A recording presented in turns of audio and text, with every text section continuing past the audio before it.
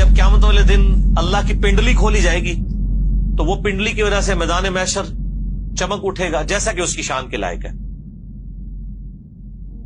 تو جو دنیا میں اللہ تعالیٰ کو سجدہ کیا کرتے تھے نا، تو وہ بے ساختہ اللہ کے سامنے سجدے میں گر پڑے۔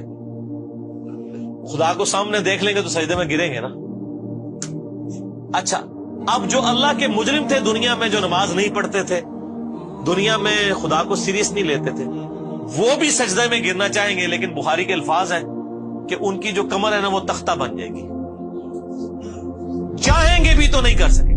یہاں بھی لوگ کہتے ہیں نہیں وہ قبر کے ہمیں سوال پتہ ہے جواب دے لیں گے، نا،